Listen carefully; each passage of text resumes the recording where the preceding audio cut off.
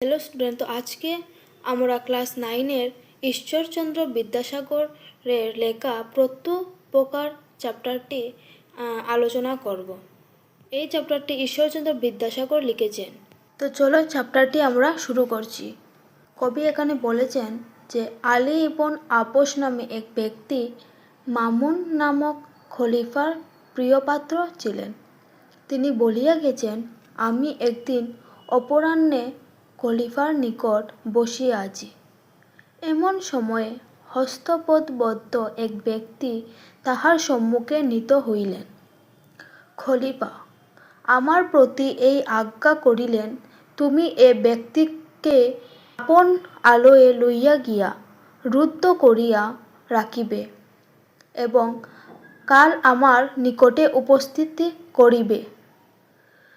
তদীয় ভাব দর্শনে স্পষ্ট প্রতীতি হইল, তিনি ওই ব্যক্তির উপর অত্যন্ত ক্রুদ্ধ হইয়াছেন।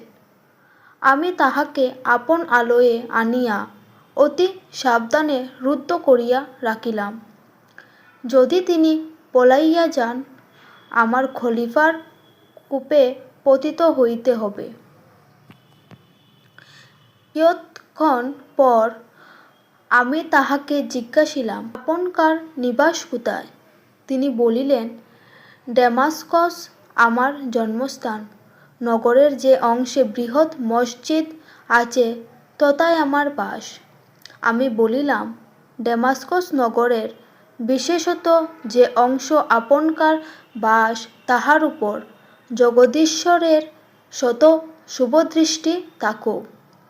ওই অংশের অধিবাসী এক ব্যক্তি একসময় আমার প্রাণদান দিয়াছিলেন। আমার এই কথা শুনিয়া তিনি সবিশেষ জানিবার নিমিত্ত ইচ্ছা প্রকাশ করিলে আমি বলিতে আরম্ভ করিলাম, বহু বৎসর পূর্বে ডেমাস্কসের শাসনকর্তা প্রদ্যোৎ হইলেন। তিনি তদীয় পদে প্রতিষ্ঠিত হন। আমি তাহার সমবিবাহের তথায় গিয়াছিলাম।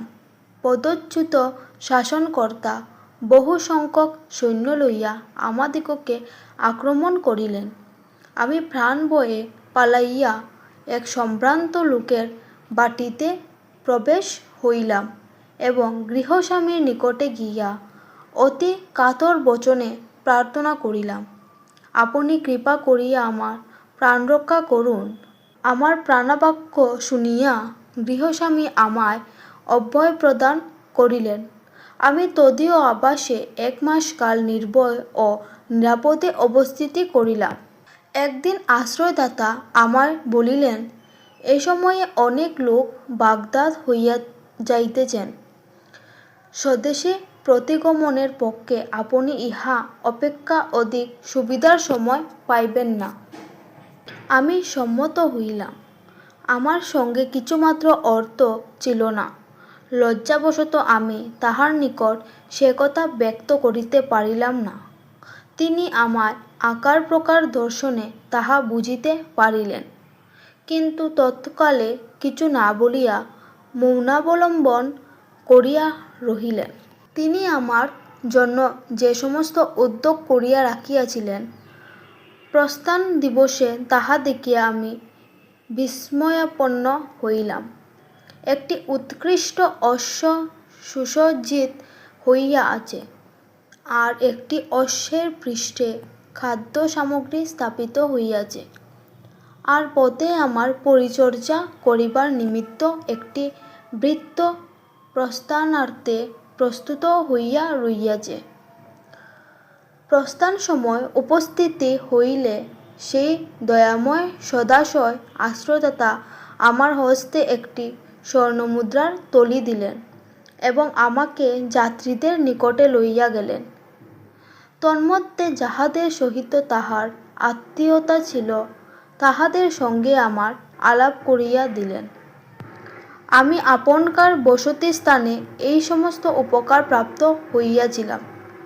এজন্য পৃথিবীতে যত স্থান আছে, ওই স্থান আমার সর্বাপেক্ষা প্রিয়। এই নির্দেশ করিয়া দুঃখ প্রকাশপূর্বক আমি বলিলাম, আপেক্ষের বিষয় এই, আমি এ পর্যন্ত সেই দয়াময় আশ্রয়দাতার কখনো কোনো উদ্দেশ্য পাইলাম না। যদি তাহার নিকট কোনো অংশে কৃতজ্ঞতা প্রদর্শনের অবসর পাই, তাহা হইলে মৃত্যুকালে আমার কোনো ক্ষোভ থাকে না। এই কথা শুনিবা মাত্র তিনি অতিশয় আহ্লাদিত হইয়া বলিলেন, আপনকার মনস্কাম পূর্ণ হইয়াছে। আপনি যে ব্যক্তির উল্লেখ করিলেন সে এই হতভাগ্যই আপনাকে 1 মাস কাল আপন আলয়ে রেখেছিল।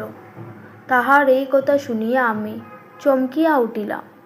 সবিশেষ অভিনিবেশ সহকারে কিয়ৎক্ষণ নিরীক্ষণ করিয়া তাহাকে চিনিতে পারিলাম।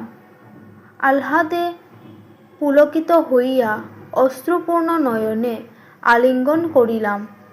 তাহার হস্ত ও পদ হইতে লৌহশৃঙ্খল খুলিয়া দিলাম এবং কি দুর্ঘটনাক্রমে তিনি খলিফা কূপে পতিত হইয়াছেন, তাহা জানিবার নিমিত্ত নিতান্ত ব্যগ্র হইলাম।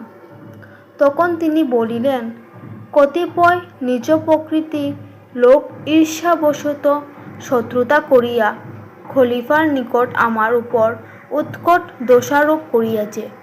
তজ্জন্য তদীয় আদেশক্রমে হঠাৎ অবরুদ্ধ এবং এখানে আনীত হইয়াছে। আসিবার সময় স্ত্রী পুত্র কন্যাদিগের সহিত দেখা করিতে দেয় নাই। সহজে নিষ্কৃতি পাইব আমার সে আশা নাই। বোধ করি আমার প্রাণদণ্ড হইবে। অতএব আপনার নিকট বিনীত বাক্যে আমার প্রার্থনা এই, আপনি অনুগ্রহ করিয়া আমার পরিবারবর্গের নিকট এই সংবাদ পাঠাইয়া দিবেন। তাহা হইলেই আমি যথেষ্ট উপকৃত হব। তাহার এই প্রার্থনা শুনিয়া আমি বলিলাম, না না, আপনি 1 মুহূর্তের জন্য প্রাণনাশের আশঙ্কা করিবেন না। এই মুহূর্ত হতেই স্বাধীন হলেন। এই বলিয়া পাথেয়স্বরূপ সহস্র স্বর্ণমুদ্রার একটি থলি তাহার হস্তে দিয়া বলিলাম, আপনি অবলম্বে প্রস্থান করুন এবং স্নেহাস্পদ পরিবারবর্গের সহিত মিলিত হইয়া সংসারযাত্রা সম্পন্ন করুন। আপনাকে ছাড়িয়া দিলাম, এজন্য আমার উপর খলিফার মর্মান্তিক ক্রোধ ও দ্বেষ জন্মিবে তাহার সন্দেহ নাই। কিন্তু যদি আপনার প্রাণরক্ষা করিতে পারি, তাহা হইলেই সেজন্য আমি অনুমাত্র দুঃখিত হব না। আমার প্রস্তাব শুনিয়া তিনি বলিলেন, আপনি যাহা বলিতেছেন আমি কখনোই তাহাতে সম্মত হইতে পারিব না। আমি এত নিজাশয় ও স্বার্থপর নহি যে কিছুকাল পূর্বে যে প্রাণ রক্ষা করিয়াছি, আপন প্রাণরক্ষার্থে এক্ষণে সেই প্রাণের বিনাশের কারণ হইব। তাহা কখনোই হবে না, যাহাতে খলিফা আমার উপর অক্রুদ্ধ হন। আপনি দয়া করিয়া তাহার যথোপযুক্ত চেষ্টা দেখুন। তাহা হইলেই আপনার প্রকৃত কৃতজ্ঞতা প্রদর্শন করা হইবে। যদি আপনকার চেষ্টা সফল না হয়, তাহা হইলেও আমার আর কোনো ক্ষোভ থাকিবে না। পরদিন প্রাতঃকালে আমি খলিফার নিকটে উপস্থিত হইলাম। তিনি জিজ্ঞাসা করিলেন, সে লোকটি কোথায়, তাহাকে আনিয়াছ? এই বলিয়া তিনি ঘাতককে ডাকাইয়া প্রস্তুত হইতে আদেশ দিলেন। তখন আমি তাহার চরণে পতিত হইয়া বিনীত ও কাতর বচনে বলিলাম, ধর্মাবতার ও ব্যক্তির বিষয়ে আমার কিছু বক্তব্য আছে। অনুমতি হইলে সর্বশেষ সমস্ত আপনকার গোচর করি। এই কথা শুনিবা মাত্র তাহার কোপানল প্রজ্বলিত হইয়া উঠিল। তিনি রোষরক্ত নয়নে বলিলেন, আমি শপথ করিয়া বলিতেছি, যদি তুমি তাহাকে ছাড়িয়া দিয়া থাকো, এই দণ্ডে তোমার প্রাণদণ্ড হইবে। তখন আমি বলিলাম, আপনি ইচ্ছা করিলে এই মুহূর্তে আমার ও তাহার প্রাণদণ্ড করিতে পারেন। তাহার সন্দেহ কি? আমি যে নিবেদন করিতে ইচ্ছা করিতেছি, কৃপা করিয়া তাহা শুনিলে আমি চিরতার্থ হই। এই কথা শুনিয়া খলিফা উদ্ধত বচনে বলিলেন, কি বলিতে চাও, বলো। তখন সেই ব্যক্তি ডেমাস্কস নগরে কিরূপে আশ্রয়দান ও প্রাণরক্ষা করিয়াছিলেন এবং এক্ষণে আমি তাহাকে ছাড়িয়া দিতে চাইলে আমি অবধারিত বিপদে পড়িব, এজন্য তাহাতে কোনো মতে সম্মত হইলেন না। এই দুই বিষয়ে সবিশেষ নির্দেশ করিয়া বলিলাম, ধর্মাবতার, যে ব্যক্তির এরূপ প্রকৃতি ও এরূপ মতি, অর্থাৎ যে ব্যক্তি এমন দয়াশীল, পরোপকারী, ন্যায়পরায়ণ ও সদ্বিবেচক, তিনি কখনোই দুরাচার নহেন। নিজ প্রকৃতি পরহিংসক দুরাত্মারা ঈর্ষাবশত অমূল দোষারোপ করিয়া তাহার সর্বনাশ করিতে উদ্যত হইয়াছে। নতুবা যাহা প্রাণদণ্ড হইতে পারে, তিনি এরূপ কোনো দোষ দূষিতে হইতে পারেন? আমার এরূপ বোধ ও বিশ্বাস হয় না। এক্ষণে আপনকার যেরূপ অভিরুচি করুন। খলিফা মহামতি ও অতি উন্নত চিত্ত পুরুষ ছিলেন। তিনি এই সকল কর্ণগোচর করিয়া কিয়ৎক্ষণ মৌনাবলম্বন করিয়া রহিলেন। অনন্তর প্রসন্ন বদনে বলিলেন, সে ব্যক্তি যে এরূপ দয়াশীল ও ন্যায়পরায়ণ, ইহা অবগত হইয়া আমি অতিশয় আহ্লাদিত হইলাম।